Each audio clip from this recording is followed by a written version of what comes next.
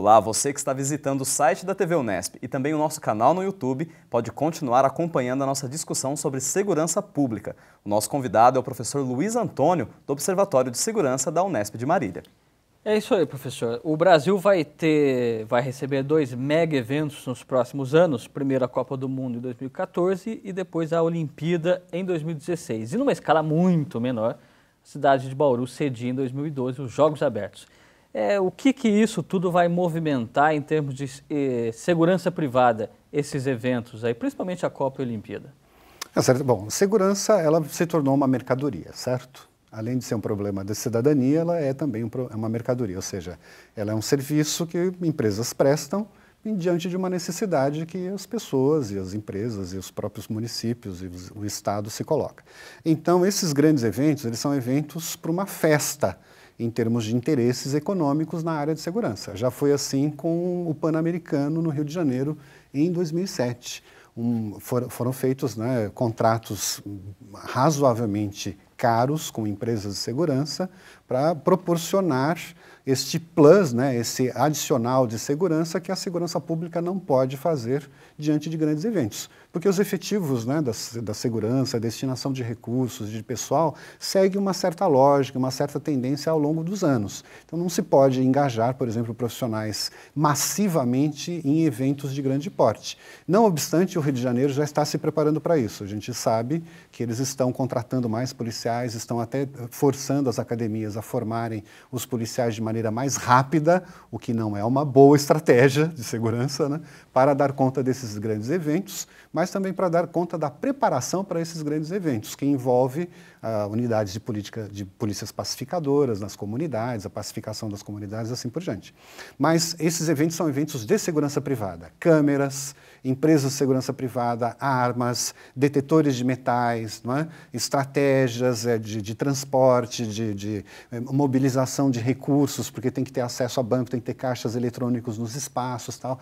Então é uma coisa gigantesca.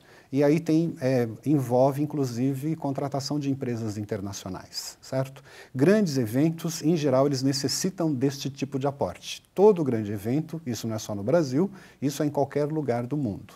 Agora, isso precisa ser feito com transparência, dentro dos ritos legais, para que não haja nenhum tipo de problema do ponto de vista de contrato. Com antecedência. Com antecedência, e os papéis precisam ser bem definidos, no sentido de que a segurança privada, por exemplo, ela não tem poder de detenção.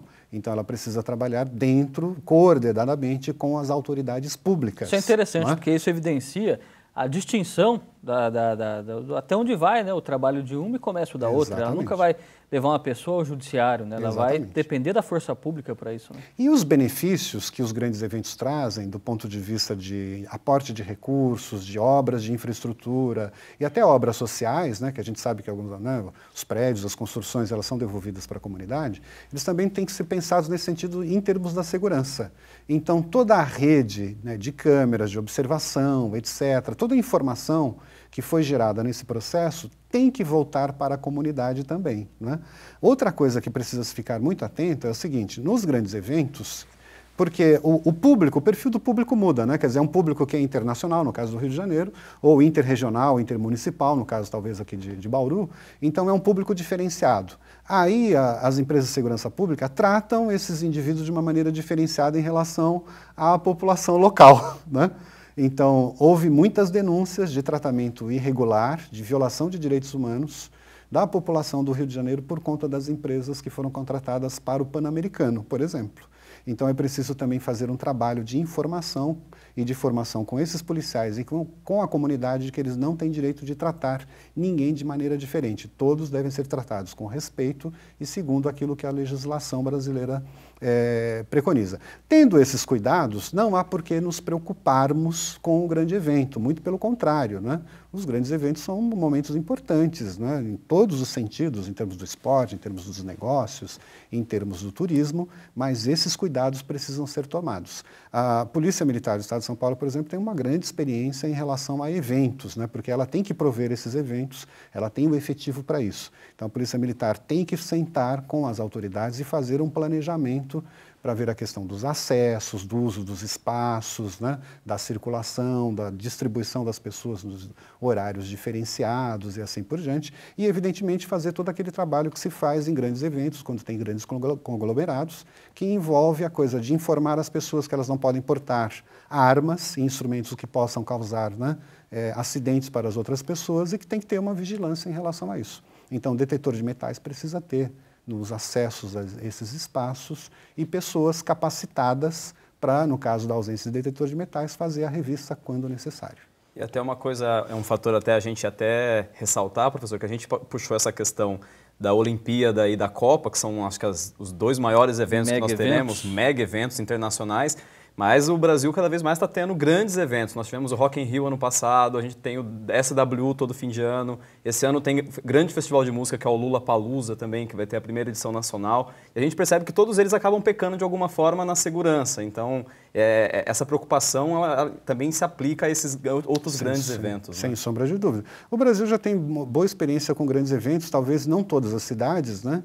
E é claro, também há uma preocupação nossa de que esses eventos eles vão ter algum ponto positivo nas cidades em que vão virar sede ou vão acolhê-los, e as outras comunidades, né? Então é importante também ter essa coisa clara, quer dizer, esses eventos, dada a magnitude, têm impacto maior do que a gente imagina, tanto do ponto de vista econômico quanto do ponto de vista da circulação. Por exemplo, como é que fica uma cidade como Bauru, por exemplo, quando recebe uma quantidade enorme de pessoas em termos da logística urbana mais simples, transporte público, rodoviária, não é? Até coisas como acesso a toaletes, a higiene, né? Cuidados básicos com a segurança das próprias pessoas que circulam. Por exemplo, era importante, por exemplo, adotar no site que tivesse informações sobre isso, cartilhas ou panfletos ou folhetos. Quer dizer, a informação é a melhor política de segurança neste caso. E depois do evento tem que fazer uma avaliação, corrigir os erros e isso se tornar um padrão para outros eventos, disponível para outras comunidades, que a própria autoridade pode ser um vetor para fazer e não depender apenas do interesse da empresa. Porque a empresa, claro, se ela puder, ela vai reduzir custos, né? E segurança é uma coisa que não se pode reduzir custos, segurança é cara. Infelizmente, nós estamos nessa espiral da privatização, né, do utopia individual, isso envolve um custo muito grande que a segurança tem que ter e a gente tem que ou interferir nisto ou se acostumar com o fato de que cada vez mais nós vamos ter que pagar por isso. Façam os seus cálculos pessoais. Eu estimulo aqui os internautas a fazerem isso, né? Coloquem na planilha, todo mundo vai ter que fazer imposto de renda agora, né? Coloquem na sua planilha o quanto nós gastamos com segurança, certo? Começando com alarme, com cadeado, com a grade, com o seguro da casa, né? do apartamento. Façam, e todo o serviço que você compra está embutido um valor lá na área de segurança, né? Começando com o serviço monetário, né?